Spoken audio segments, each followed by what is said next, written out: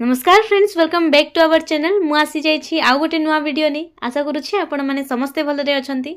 ओडिसा रे खूब शीघ्र वर्तमान आयुष्मान कार्ड बहुत शीघ्र आयुष्मान कार्ड आसीबा को जाउछि ओडिसा रे। ता सहित ए विषय आउ किछि तथ्य इन्फॉर्मेशन रहिछि ता विषय रे डिटेल रे जानिबा। वीडियो को जमा स्किप करंतनी, वीडियो को शेष पर्यंत देखंतु समस्त इन्फॉर्मेशन जानिबा पई। ता पूर्वरु जो माने आम चैनल रे नुआ अछंती प्लीज चैनल टी को सब्सक्राइब करी बेल आइकन टी को क्लिक करिबा जमारु भूलिबेनी एमितिया इन्फॉर्मेटिव वीडियो पाइबा पई।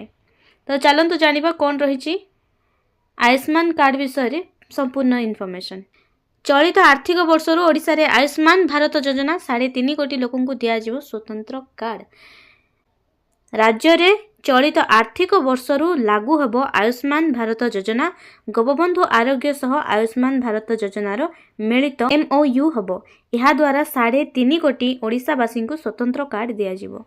3.5 कोटी लोकन को वर्तमान स्वतंत्र आयुष्मान कार्ड मिलिबो ओडिसा रे। वर्तमान ओडिसा रे मध्ये एबे आयुष्मान कार्ड प्रचलित हेबो। तो एई खुशी खबर संपूर्ण ओडिसावासी पई रहिछि। एई कार्ड द्वारा हिताधिकारी काश्मीर रु कन्याकुमारी जाई 27,000 हॉस्पिटल रे स्वास्थ्य सुविधा पाई परिबे। एई कार्ड द्वारा आपण माने संपूर्ण भारत रे काश्मीर कन्याकुमारी जाई संपूर्ण भारत रे 27,000 हॉस्पिटल रे स्वास्थ्य सुविधा पाई परिबे आयुष्मान कार्ड सहायता रे। एनै स्वास्थ्य मंत्री मुकेश महालिंग सूचना दैछंती। स्वास्थ्य मंत्री मुकेश महालिंग को द्वारा एई सूचना जारी हेइछि कि वर्तमान आयुष्मान कार्ड समस्त ओडिसा रे प्रचलित हेबो एवं 27,000 हॉस्पिटल रे वर्तमान आयुष्मान कार्ड रो सुविधा रो लाभ पाई परिबे।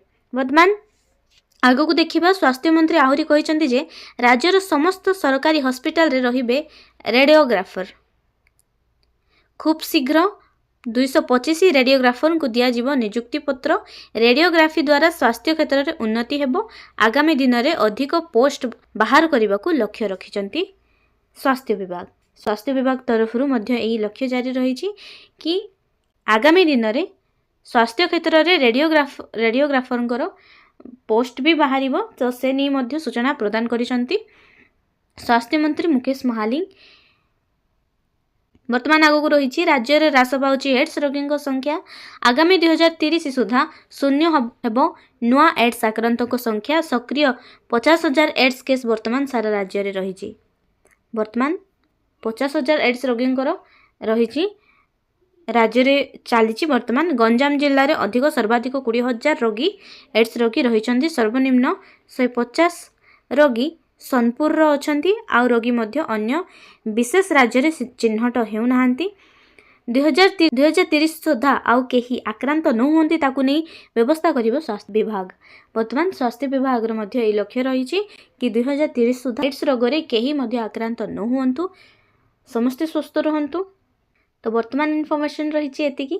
जदि वीडियो टी इन्फॉर्मेटिव लगी थाए ताल प्लीज वीडियो टी को लाइक शेयर कमेंट करी चैनल टी को सब्सक्राइब करी बेल आइकन टी को क्लिक करिबा जमारू भूलिबेनी।